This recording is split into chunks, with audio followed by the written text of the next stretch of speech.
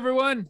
Hello. Welcome to the ABA's What's This Bird Live again for another week. It is December 3rd, and I am Nate Swick. I do digital communications here at the American Birding Association, and I'm joined, as usual, by my colleague, Greg Neise, who is the webmaster of the American Birding Association. And we are excited to talk to you today about bird identification, birding, bird feeding, but anything that has to do with birds or wild birding. We don't take any chicken questions here. All that stuff. I apologize. This is not that. Greg, how are you doing today? I'm good. So yeah, you guys just you see the comments there on Facebook and possibly on Twitter. I think Nate, you're monitoring Twitter and YouTube. Watching. Yeah, if you guys have anything you want to say, you want us to talk about, you got any questions, or just a shout out, drop it in the comments there. We can see them in real time. Josette says hello, hi, and so does Judy. Hi guys, good to see you. Good to see everybody. While we're waiting here for everyone to arrive, I'll explain a little bit about what we do here every other week. The American Birding Association. Might as well. I mean, I'm working on the assumption that every once in a while we have new people who maybe don't know.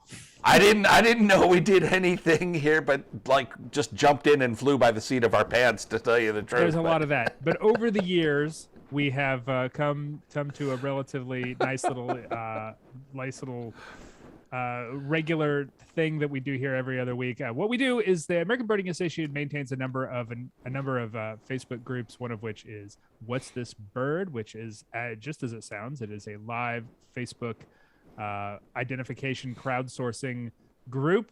What people do is that they take a photo of a bird that they are having trouble identifying. They throw that photo in our group, and that bird gets identified. And every once in a while we have just like that. That's the idea. That's the ideal, right? It doesn't always work quite that seamlessly, but most of the time it does. So what we do every other week here is we grab a few of the images that have been particularly interesting, that highlight particular ID issues. And we're going to talk a little bit about those and how we come to those conclusions and how we identify those birds. And of course, we're excited to take any questions that y'all might have about birds or birding or anything else that y'all want to talk about. No. Not anything else. Birds and birding. Birds and birding. We're vamping. Yeah. I'm vamping while we have people arrive.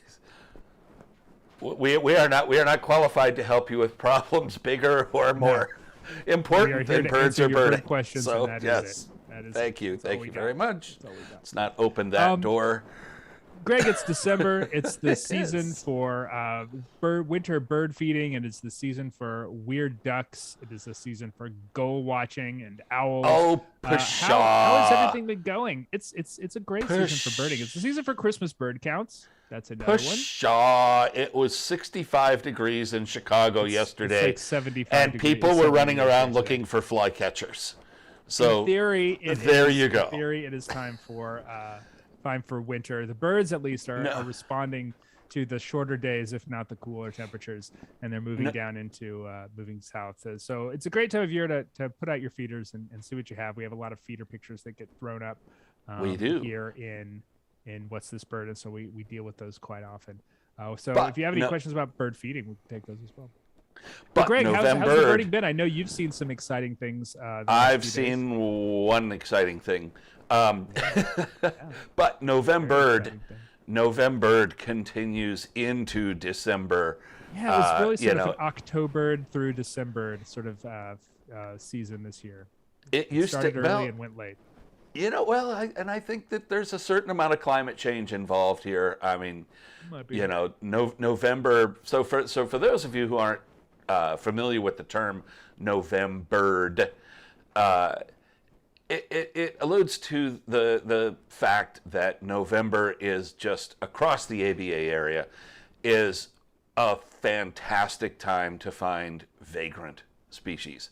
So I don't know what it is matter. About the time of year. It's the end of migration, so you're most likely to see the birds that are particularly screwed up in their travels. I don't know what it is. It's always we've noticed this over the last decade. November seems to be the best rarity month of the year. Oh gosh, it goes back to when I was a kid. Everybody was excited for November. I think for as long as people have been birding, November has been recognized as just a great time for vagrants. And there's a lot of young birds, but also, in fall migration, birds tend to wander and linger. They follow food sources more than their hormones. So things show up in weird places. And it's really exciting, and people look forward to it. Yeah, not just big time rarities like the one, Greg, I assume you're going to talk about as we lead into this, but also state, local level rarities as well. Stephen Williams, hi Stephen, in the comments and Facebook notes that he just had a varied thrush near San Diego. That's a really good bird for Southern California. Yeah. Not a red letter rarity, but definitely one of those birds that if you have one on a day in that part, you consider that to be a very good day. It's a nice bird. Absolutely. And, for those of you who like to follow that kind of stuff, we have an RBA group here on Facebook, but also an ABA product called the ABA Rare Bird Alert, which is managed by our very own Nathan Swick right here. And it's kind of a rundown of the vagrants across the ABA area. So birds that are not just significant at the area level, so like a code 3 and above, but also birds that are significant on state level and provincial, right? Provincial. Thank you. So those are interesting because you can often see a lot of trends, and then going a step further, if you want to dig deeper, you can go into the North American birds regional reports and get a really detailed synopsis of what each season looks like in the various places across the ABA area. The Friday report that I put up on the ABA website, which is at aba.org/RBA every week. I didn't do it last week because of the holiday, but we did a special bumper 2-week edition this week. It's mostly just kind of a snapshot. It's intended to be sort of a snapshot of the cool birds, cool, unusual state level, provincial rarity, ABA rarity birds that pop up every week. And then, as Greg said, which leads to this. That's a great one. It's a great one. That's probably certainly the highlight bird of the week. But man, what's the deal with all these small-billed Elanias in the ABA area this year, Greg? This is the third one. This is the third 2021. Yeah, it's. I don't. A few things going on here. I don't know. Yes, and I think you're right. There's a few things going on here. I think part of it is that a bird like this might get overlooked now, not this time of year, but the first ABA record of this species happened to have been in Chicago in 2012 in April. And in April and May, a bird like this would, not certainly, but there's a much higher possibility that a bird like this would get passed off as one of the more expected flycatchers. I'll tell you what, Greg. So on my ABA eBird needs alert, I'm sorry, not my ABA, but my eBird needs alert for my county yesterday, someone entered a yellow-bellied flycatcher. Ding, ding, ding. Thinking, man, it is awfully late for a yellow-bellied flycatcher. I wonder if that isn't something a little more interesting. And I was going to go out and look for it this morning, but I actually forgot. But I mean, across most of the ABA area, except for the deep south, any flycatcher, especially anything that looks like an epidonyx, and east of the Rockies, is likely to be a very good bird. So, it's been a heck of a month. Alex Cruz Jr. in the comments, hey Alex, notes that he had an amazing November as well. Ross's Gull in Minnesota. That was absolutely. Anytime that bird shows up in the lower 48, and actually southern Canada too. That's a pretty exciting find. Yeah, so it's been a great few weeks. Lots of ABA, lots of state and provincial first records, lots of cool ABA area records. In addition to the small build Elania, there's been a blue mockingbird in New Mexico. There's been social flycatcher, which is like the fourth or fifth ABA area record in southern Texas. There's been a lot of really flashy, cool birds around. And of course, we're in like rare goose season. So in the northeast part of the ABA area, things like barnacle goose, pink-billed goose are starting to move in, migrating over to North America instead of down to Europe like they typically do, and a little bit of a reverse migration. Anyway, it's a great time of year to go birding, and of course, Christmas bird counts are coming up as well.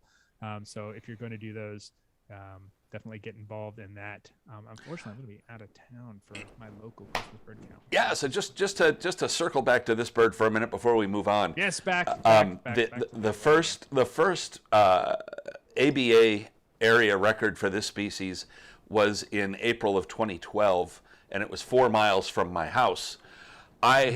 During the week that it was present, however, I was about 1,800 miles from my house, attending my very first ABA meeting as a staffer. I had just started, and was in Colorado. Was in Colorado. I remember that whole week while everybody was getting on the Alania in Chicago. And the morning that I got back was the last time, or it was the first time that it was not seen for that entire week. And searched for it and could not find it, and never thought I'd get another chance. And lo and behold, 9 years later, here's my picture from yesterday of the bird. Yeah. So if people aren't aware of, small-billed Alania is a South American species. It's what we call an austral migrant, which means that it migrates essentially backwards because it's a southern hemisphere bird. So it goes south in the spring and north in the fall because the seasons obviously are backwards in the southern hemisphere. So what that means is that sometimes austral migrants they go the wrong way. So this is effectively spring in South America. So this was a bird that would be going back south for the spring, and instead it went north and ended up in Chicago. And funnily enough, this is actually the third small-billed Alania this year. There was one this past spring in Texas on the upper Gulf Coast, and there was another one that was caught in a mist net in Quebec. So it's been a pretty wild year. We're having in the middle of a year-long small-billed Alania eruption. It would be wilder. It would be even wilder if there were some way, and there obviously isn't some way, to show that it was just the same bird from Texas to Canada, summered somewhere in the United States or southern Canada, and now is still wandering around. And for those of you who are like, oh, that's nonsense, no, stuff like that's been proven before. Not with a bird this size, but it's certainly in the realm of amazing possibilities. Bird. But I think we are ready to. We've vamped long enough. I think we can jump into the bird. I think so. Identification issues. Let's do it, Greg. Oh, this one's from my neck of the woods. And I have only just sort of glanced at some of these images, Greg. So that's all right. I threw this together very quickly. We have all been. Your gut is actually better than. Boy, this is. It's got a lot going on. Yeah. So here in the eastern United States, let's start at the very, very beginning. This is a waterfowl. It's got a large, flat-looking bill. It's in a marsh. That sort of helps too. It's all white. It's got a long neck. That means that it is one of North America's 3 species of swans. We have 2 native swan species and 1 introduced swan species, that being tundra, trumpeter, and mute. So this is an Alligator River National Wildlife Refuge, which is a place that is well known to me. I've spent a lot of time in there, and I can tell you that this time of year, most of the eastern continent's tundra swans winter in the Albemarle Peninsula of North Carolina. There's a lot of them there. They have flocks that are tens of thousands strong. So there's a lot of those around here. So I would need to see a lot on this bird to make me think that it is the other native white swan species, which has been showing up in increasingly large numbers in the southeast United States as the Great Lakes population, which is a reintroduced population, has kind of caught on and been breeding naturally for a number of years now. Greg, do you know how long that they've been introducing trumpeter swans in the Great Lakes, and how long they've been introducing? Wow. Well, they've been introducing them for at least a couple of decades. They're really starting to catch though in the last few years. Yeah, I photographed the last one to be released by that program, which was probably about 10 or 12 years ago. at Yeah. a place called Kewaunee in north central Illinois. And then right after that, they started breeding on the Mississippi near the Wisconsin border. And now they're established as a breeding species. Yeah, and I can tell you that that's shown up down here where we see swans winter. The last decade, we have gone from having trumpeter swan be a very rare bird in North Carolina to one that if you try hard enough, you can typically pick out in the big flocks of tundra swans in the eastern part of the state every year, a handful of them every year. So we're starting to see that the results of that breeding program's success. So as far as when I'm looking for a trumpeter swan is a few things. The bill is much larger. It's more triangular. It doesn't sort of have the ski slope, kind of a convex or concave, whichever way you want to look at it. Yep. Coleman, the trumpeter swan is much more triangular. Trumpeter swan tends to be much larger than tundra swan, which is not something we can really determine on this bird. But if you see them in the same flock, trumpeter swan is quite a bit bigger. It's a really, really big bird. And the area around the eye is pretty interesting. So on a tundra swan, that area right in front of the eye, the lore, is going to be pinched a little bit, such that you can actually see the eye really well. And on a trumpeter swan, that's going to be much wider, and it looks like the eye kind of bleeds into the whole black area around the face. Typically speaking, tundra swans have a little bit of yellow in that lore as well, whereas a trumpeter swan would be more all black. I know from experience that there are a lot of sort of intergrady birds in these flocks, and that makes it really, really difficult. But based on what I'm looking at here, that area, the lore is really broad, but I don't think it's broad enough. The yellow concerns me. The pink on the bill is a bit more of a tundra swan thing. Not seeing any of the size on this thing. Right. I would say that it's kind of an abnormal tundra swan rather than a trumpeter swan, but it would make me pause if I saw it in the field. Yeah, if it was by itself, which it kind of appears to be. Yeah. It's hard to say because, like Nate said, some of the things like the pink on the bill, the kind of heftiness of the bill, sort of lean us toward trumpeter, but the way that the black mask is kind of the facial skin is pinched around the eye, and of course the yellow in the lore, that seems fairly slam dunk tundra swan. But the face, so with the white feathering on the face, how it's sort of just a direct slant from the eye to the gape, the mouth. That's interesting. That's a little bit more trumpeter swan. Tundra swan tends to look a little cuter and rounder. I would still go tundra on this, but I'm going to confuse it a little bit more. No, I'm sorry. And as Chris Ortega points out in the Facebook comments, Sibley says they do hybridize. I don't know that we've ever had one in North Carolina that we have been confident is a hybrid, and I personally am always sort of hesitant to kind of throw out the H word.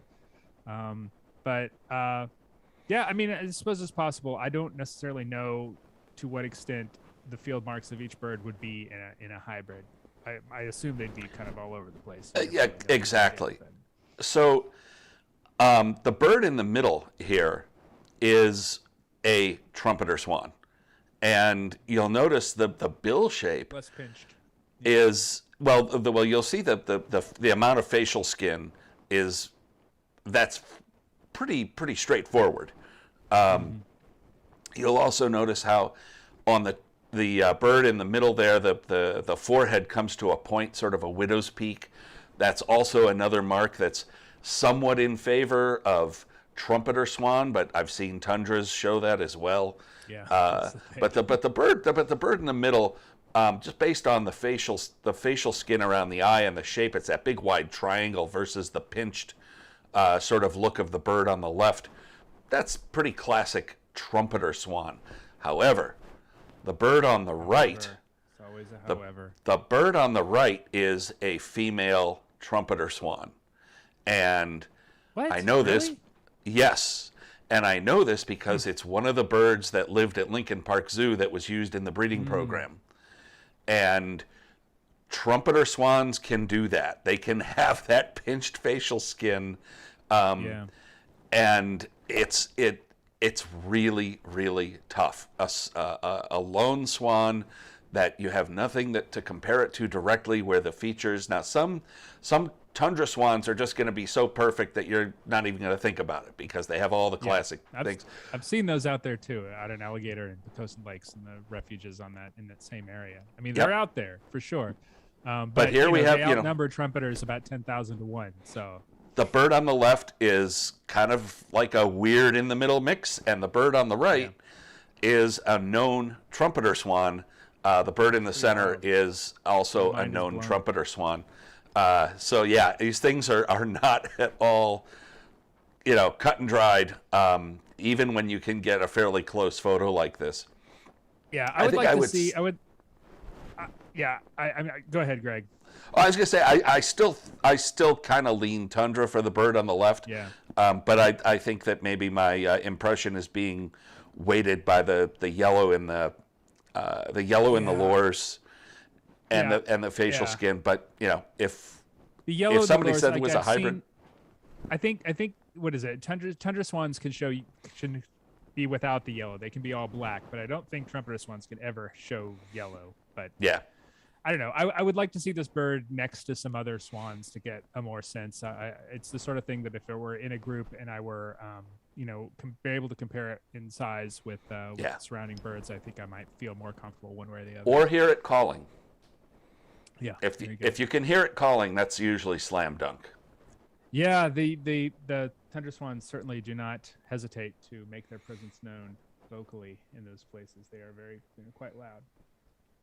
And trumpeter swans obviously were named for their call, and it doesn't sound anything like the little barking of a tundra swan. They've got a bugle. Marshall Lestry on YouTube says a guy in Virginia used to breed trumpeter and tundra swans.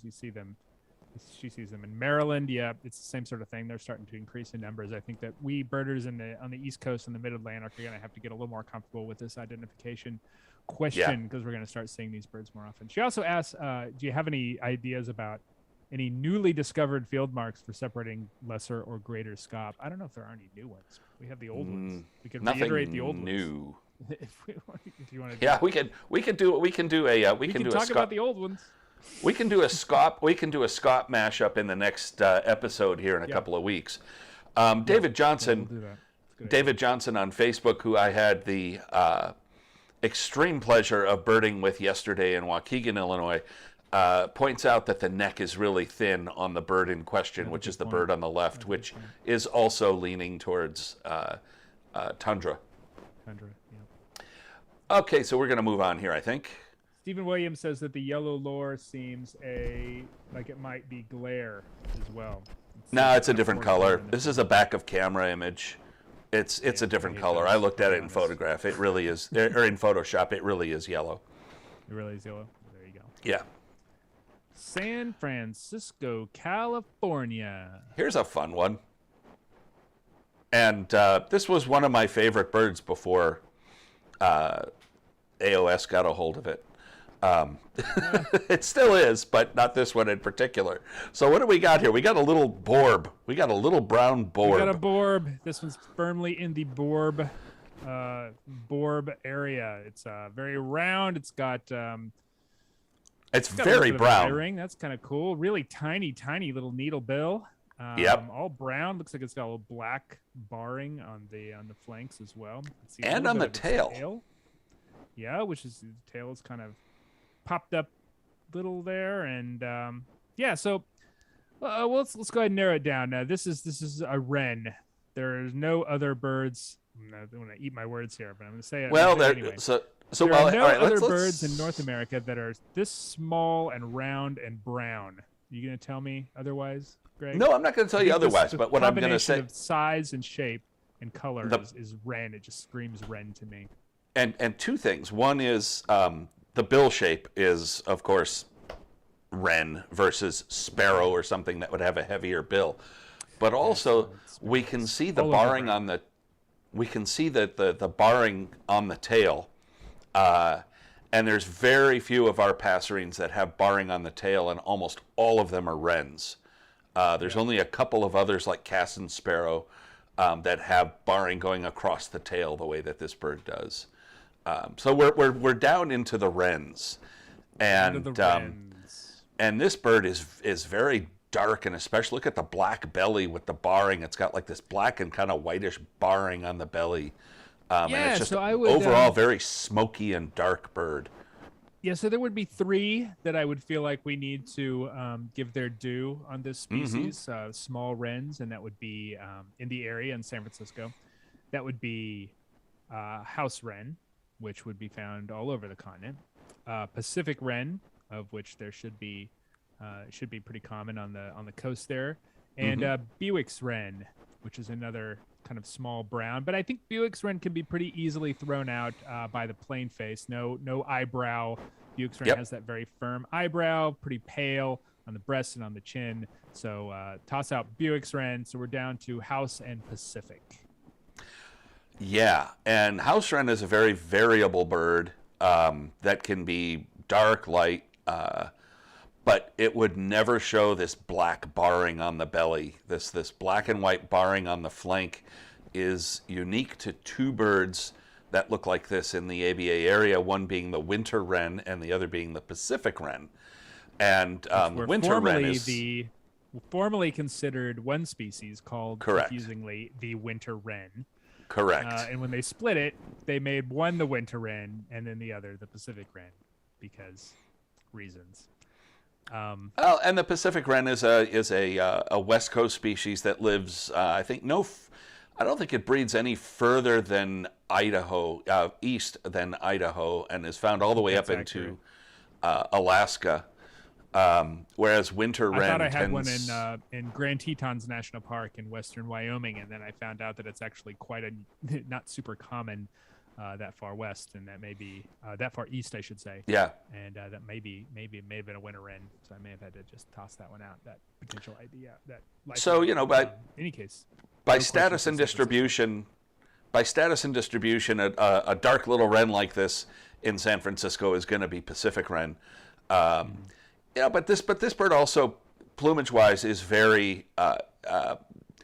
It's way over in the Pacific wren plumage spectra of things. It's a winter wren this dark anywhere east of California or Idaho would be suspect, and you would spend a lot of time trying to record its call notes to try to see if you might have a vagrant Pacific wren on your hand. Especially in the throat and the upper breast, which tends to be a bit paler on the winter wren, just generally speaking. Birds, I mean, it is one of the interesting issues, interesting biogeography, ideas. I can't think of the word I'm looking for, but the birds on the West Coast tend to be darker and more brown and richer colored. This is true of not only the Pacific wren, but things like western subspecies of song sparrow and fox sparrow, sort of thing. Smoky, all the birds, smoky, sooty owl, smoky, sooty. Those are words that are used to Those are words used to describe birds of the Pacific Northwest, and the forms, like you said, the forms out there tend to look like they spent a little time in the smoker.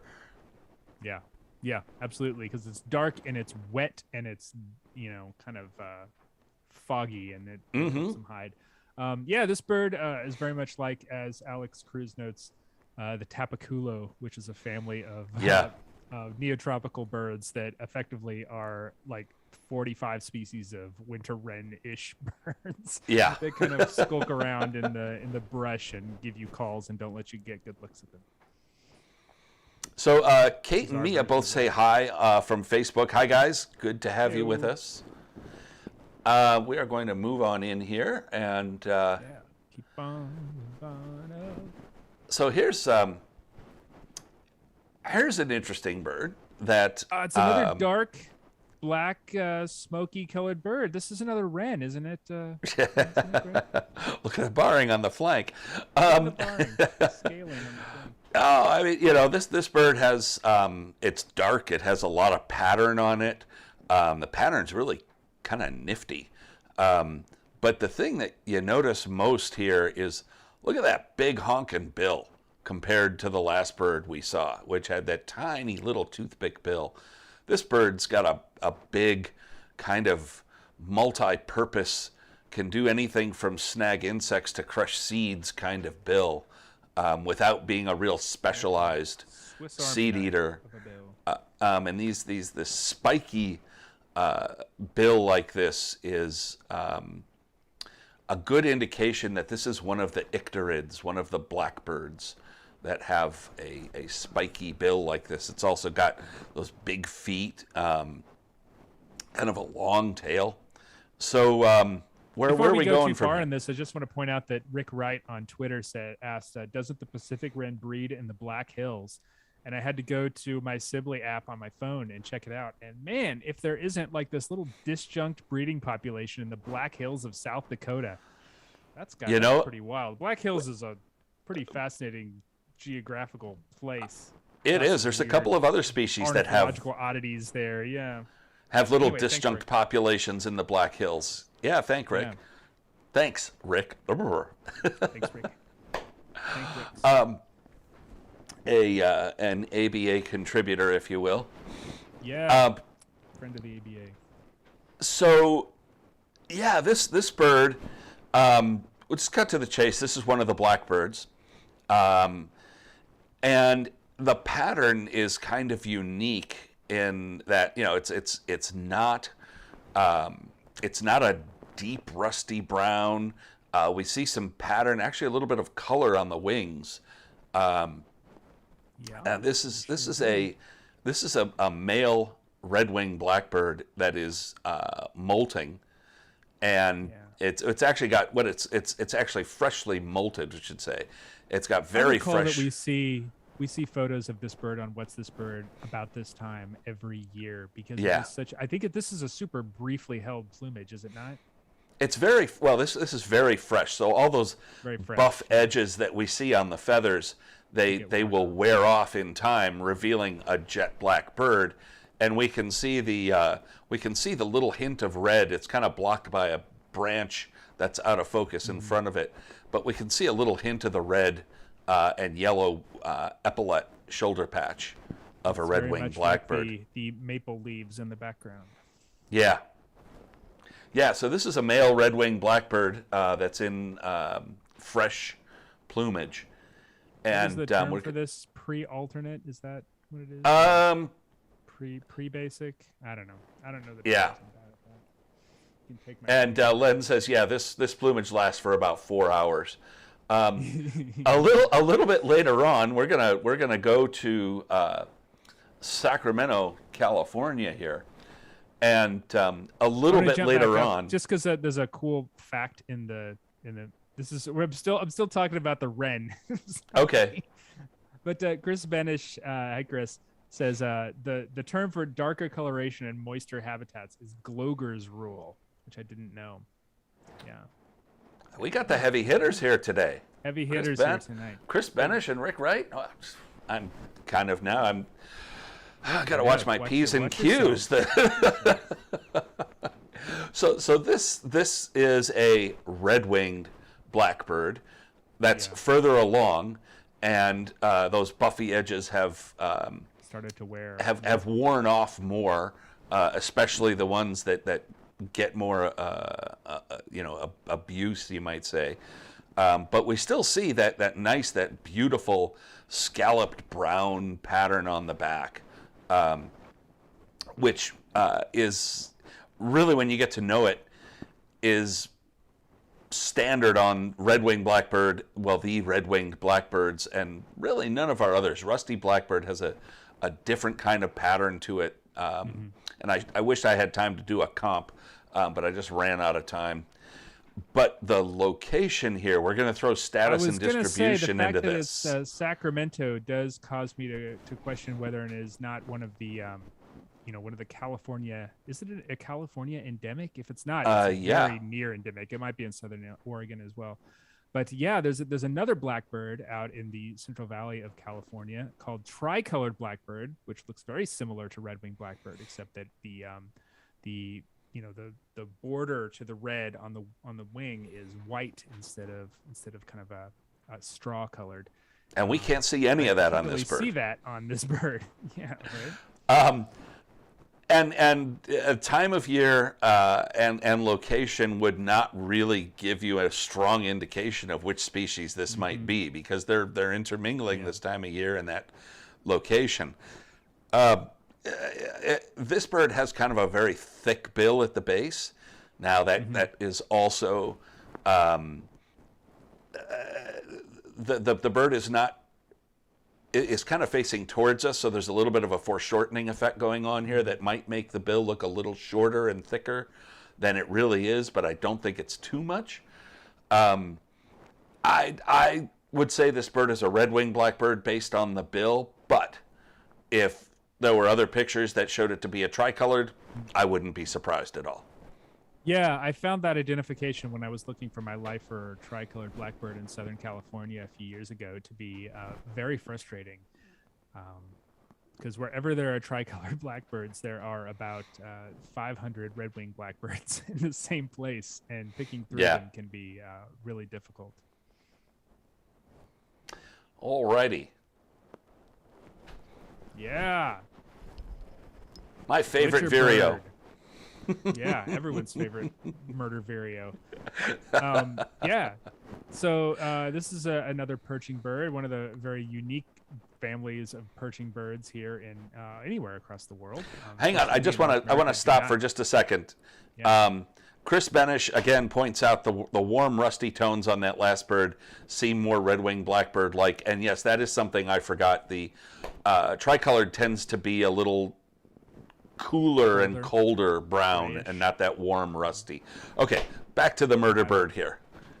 Murder bird. All right. So this is kind of a uniquely shaped bird. It's got kind of a slender body and a massive head and a big old hooked bill. This is a bird that kills and eats large things for its food.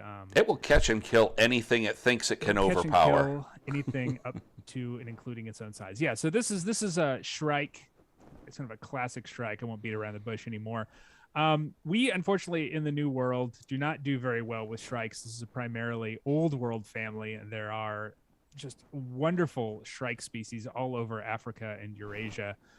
We unfortunately only have the two here in North America, and in Harper County, Oklahoma, this time of year, I would expect either Shrike to be possible because there are breeding loggerhead shrikes, and there are overwintering northern shrikes in the southern Great Plains this time of year. So you need to kind of figure out how to tell those apart. Greg, are we? There's a few things going on here. There's a few things going on here.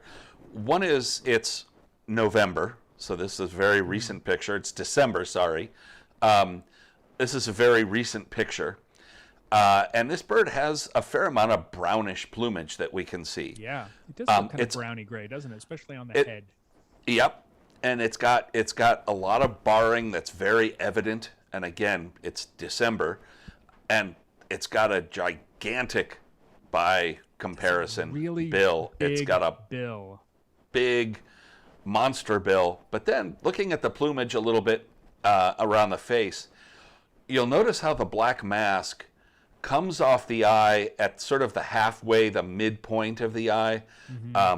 It's more like a smudge behind the eye with it's pretty small, continuing in front, but the gray crown of the bird is sort of pushing that mask and constricting that mask and making it a little bit smaller. I'm just going to go right here to a comp. So now here is the two Shrike species. Here. These are both Shrikes. 2 Shrikes and you're out. Yes. And these are both in the same plumage, and that is young birds of the year. And a couple of things. One, the Loggerhead Strike, which is on the right, it doesn't have those brown tones. It's got the barring, no, it's much more gray. But it doesn't have those brown tones. And this time of year, it loses that barring pretty quickly. And this time of year, really the only Shrike that we have that would show barring like that and those brown tones would be northern Shrike, unless you got an extremely rare brown Shrike. somewhere in the Pacific coast is a possibility for a brown shrike. But look at the difference in the mask, and the bill shape is kind of hard to pick out in this particular picture. But look at the difference in the mask, how the mask is.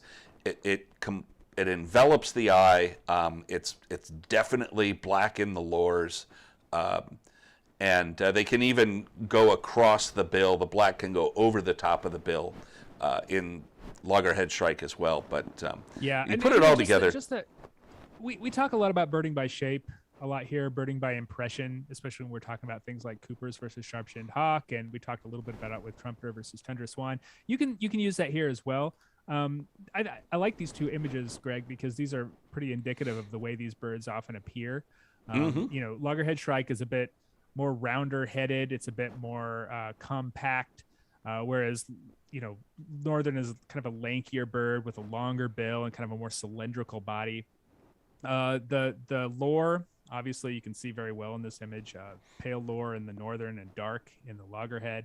And also you can look at that bill, and the base of the mandible on that Loggerhead Strike is pale. I think that's a good field mark for it too, if you can see it pretty well. A lot of times you can't really see the base of the mandible on a Loggerhead Strike because that bill is much stubbier. It has Loggerhead is a shorter, thicker bill, usually with less of a hook at the tip. Yeah, if you can get this close to it. Yeah, without being, you know, eaten and hung on. That's true. That's true. Yeah, I always think of Loggerhead Shrike is kind of a cuter bird, whereas Northern Shrike are these kind of big burly murderers from the North Woods that come down and terrorize your shrews and your small birds. Loggerhead almost seems sweeter in comparison. Yeah, they just like to murder grasshoppers and mice. They don't go after earthworms. You know, I've robins. seen them, like with those big old earthworms on honey locusts and stuff like that. It's pretty cool. Dig them up and string them up. Southern Great Plains, great place to see Northern Shrikes. My dad, who's a birder in Southwest Missouri, sees Northern Shrike from time to time, although it is somewhat unusual bird that far east, southeast.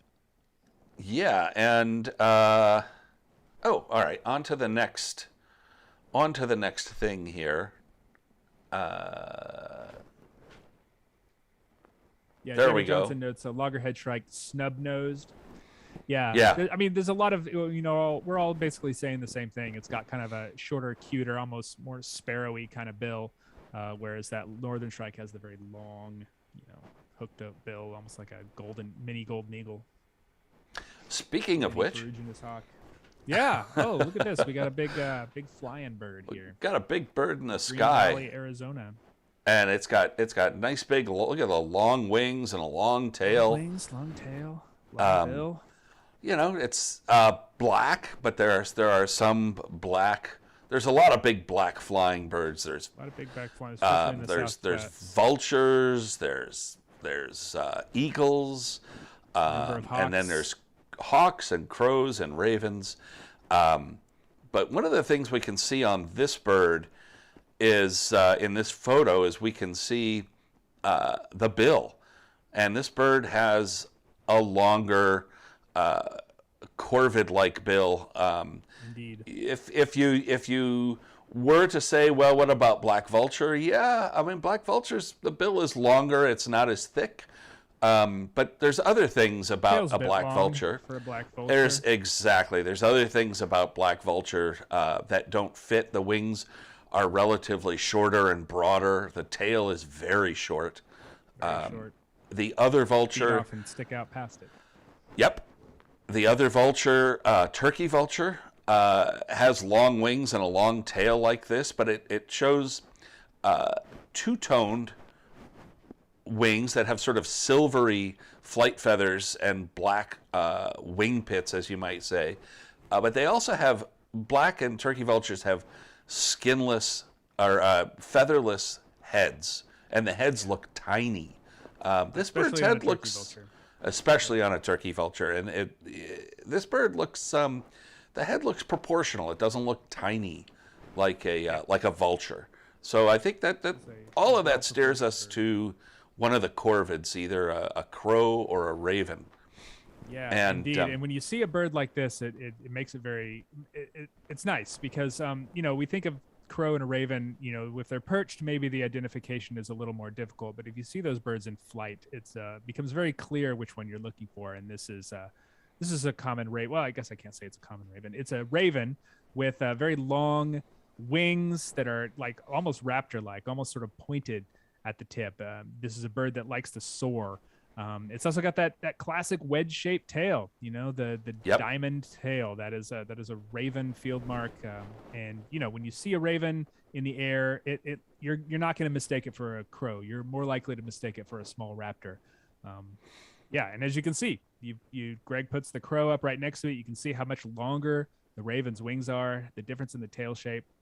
It's a much more raptor-esque bird than a crow-like bird. For sure. Absolutely. I mean, in a lot of instances, if you see this bird flying along the cliffs or the mountainside, you might think eagle before you would think crow. Whereas, crows, definitely when you see them in real life, there's an old little rhyme that's row, row, row your crow, because crows, when they fly, they don't tend to soar very much, and they soar, fly with a steady flapping that looks like kind of rowing. Yeah. When I see ravens, and here where I live in the western Piedmont of North Carolina, I mean, they're quite common in the mountains. They've been kind of spreading eastward over the last decade and a half, and we have a handful of ravens that nest in the area, and I typically see them flying over the highways the same way that I see turkey vultures. I mean, they're doing the same thing, and they certainly stand out. That head sticking out way out in front, you can clearly see that's not a turkey vulture, and that's not a crow either. They're very distinctive birds when you see them, but they soar like vultures. They don't flap that often. Exactly. And as to which raven, I am not certain. Didn't have time to research this location to see if one is both are possible. Yeah. If both are possible. So we're just going to have to let that go as raven species, raven versus crow. But that's really what we were looking to talk about here is raven versus crow, because that one tends to come up a lot in November and Arizona, December in the winter. County is in Santa Cruz County. It's in the southeast part of the state, which is where they would overlap with Chihuahua. Mm-hmm. And here is our last bird of the day. Last bird of the day. This is one of my favorite. In British Columbia, inland British Columbia. This is one of my favorite little birds. All right, so this is a sparrow. Oh, come on, really? How can you tell it's a sparrow? I'm starting at the beginning, Greg. It is brownish gray. It is streaky on the back, and it has a nice little pattern there on the head, and it's got that short conical seed-eating bill. And I'll put it into the sparrows. I'll narrow it down further. It's got a pretty plain breast. It's the streaking seems to be limited to the back, not on the front. Looks pretty large-bodied, relatively long tail. I would put this one in the I don't know. They've messed with sparrow genuses, genera. Yeah, I'm not even going to try to do that today. I'm not going to try and do that. But, yeah, my brain's not even there today. So in my head, I'm trying to differentiate between American tree sparrow and clay-colored sparrow. I would think both would be possible. Yeah, chipping sparrow. I mean, we've got the rusty cap. And a broad supercilium, split by the pale spot in the middle, which doesn't seem like a chipping. It just doesn't. I see a lot of chipping sparrows where I am, and it doesn't feel like a chipping sparrow to me. No, it doesn't feel like a chipping sparrow. But if somebody was just looking at a field guide and said, "Oh, look at this sparrow with a rusty cap," that's fair. And was looking through there. One thing is the bill, as you started to mention there. The bill is bicolored, which is kind of unique. It's got a yellow lower mandible, and the upper is black, and all of those features together. So this kind of palish rusty, the gray overall color with the pattern back and that bicolored bill is American tree sparrow. Fox sparrow is the only other sparrow that routinely has a bicolored bill like that, and it's a very different looking bird, usually Especially found in British different Columbia, habitat. We've talked about those Yes. western fox sparrows tend to be quite different than the red fox sparrows that we see in the eastern part of the continent. There's a lot They of are diversity big and dark. in foxes in the west. And one of the American tree sparrow for me living in Chicago is the true sign of winter. People say, "Oh, the juncos are here." Juncos just breed up in Wisconsin, a few hours away, and they can show up almost any time. But American tree sparrow is a true Arctic breeding bird, and when they show up, winter is here. And one of the so it's quite a rare bird in North Carolina where I live. There are only Really? a handful of records for the state. And one of the things I love about them is when you get a flock on a bright, sunny morning. So let's transport ourselves a month or two ahead to the midwinter, and it's crisp very cold, morning, and you get those a bit of high, frost. clear blue sky. Cold, everything is just frozen solid, and out of nowhere you hear these little tinklings that sound almost like a little waterfall, like water dripping off of ice. And it's the tree sparrows, and they have this just almost magical little call, tinkling noises that a flock of them makes. And it's one of my favorite experiences of birding in the deep part of winter, is running across a flock of American tree sparrows. Yep, it's not a bird I get to see very often. When I do see them, I'm always struck by how large they are. It's a big, burly sparrow. Not as big as the zonos, the zonotrichias, the white-throateds, and the white crowns, but not too far off. They're just like hefty. They're just heavy, robust sparrows, which would make sense for a bird that is so closely associated with very, very cold weather. Yeah, and they have a lot of insulation. They're very poofy. Alex Cruz points out that they have a lovely song, and yes, they do. Indeed. And Steve Williams points out that chipping would have a darker eye line, and yes, in breeding plumage, that is absolutely true. And the supercilium in a chipping sparrow would be much whiter, but then there's this whole sort of, in November, you get this whole sort of mishmash of characters between what Sibley would illustrate as a juvenile sparrow and an adult, and you can get this whole kind of mishmash in between there, so you have to kind of extrapolate and fill in some of the blanks. When I've been with more novice birders in North Carolina, those winter chipping sparrows can cause an identification challenge, because you are so used to the summer birds with the bright black bills and the eye line and big rufous cap, and you see a lot of them, like they're in neighborhoods, they're very common. And then all of a sudden they turn into those winter birds that are very different from what you expect, from what you have seen the rest of the year. And they're a little bit of a brain bird. So, well, that is it for our birds. So if anybody has anything that you would like to talk about. We did have a question early on in Facebook that I meant to come back to. So I'm going to go back to the beginning of the questions. And there was something about Eastern Screech Owl boxes, and then Chris Ortega asked one. Oh no, that wasn't a question. That was just a comment about winter wrens. How can I attract Eastern Screech Owl to your new box? Greg, do you have any ideas about Eastern Screech Owl? I've never had any luck with Eastern Screech Owls. But if you have a wood lot in your backyard, I don't know about attracting them other than putting the box up in the right sort of place and kind of hoping for the best. The one thing that I've noticed about screech owls in using natural cavities is that they really tend to like cavities that face east and catch morning sun, and you will often find them. That's true. You will often find them sitting up in the hole to catch the sun in the morning.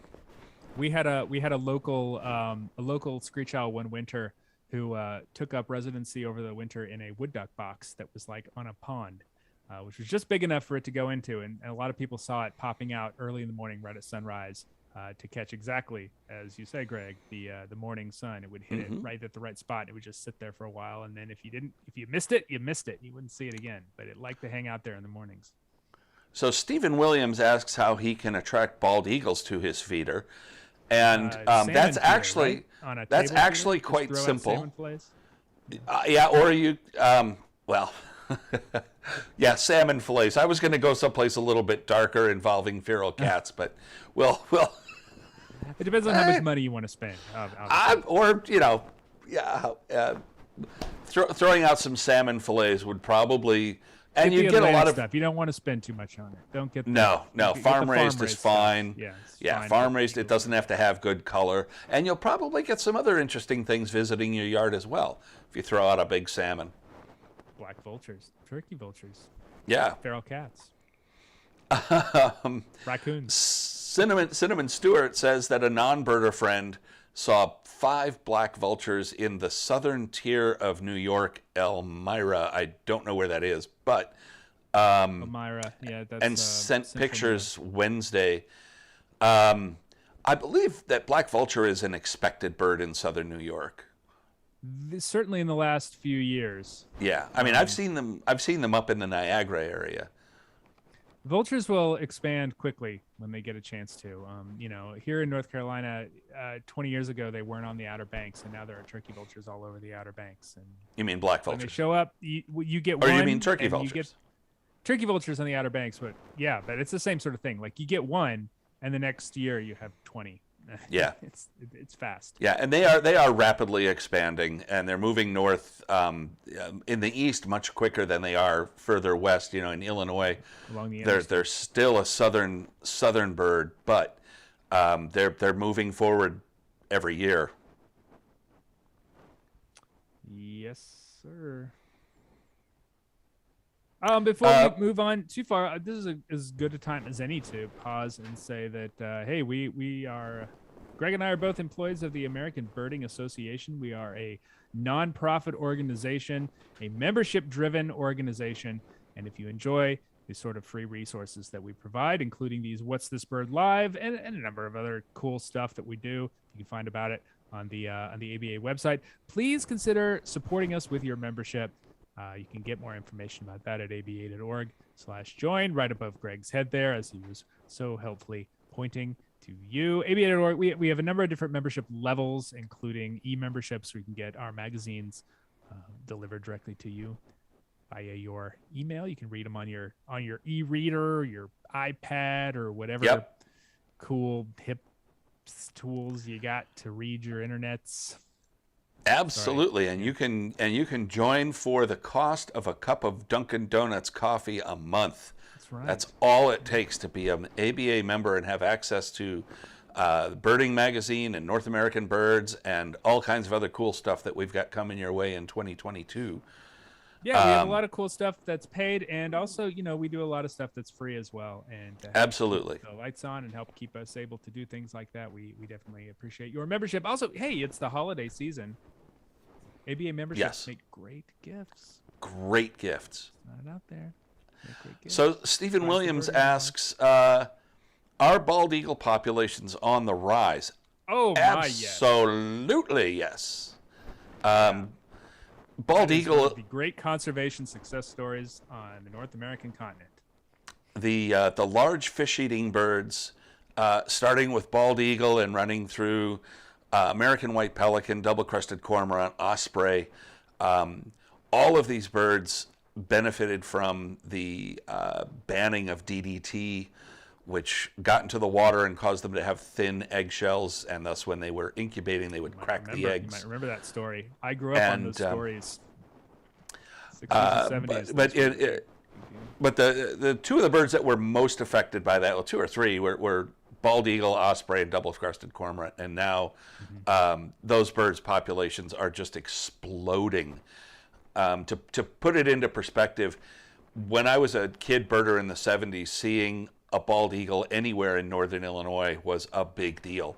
And I saw one in Chicago, I think it was 77 or 78, and it was like a real fantastic sighting. Now I have a pair breeding down the street from me. It's really quite amazing how how they have the banning of DDT.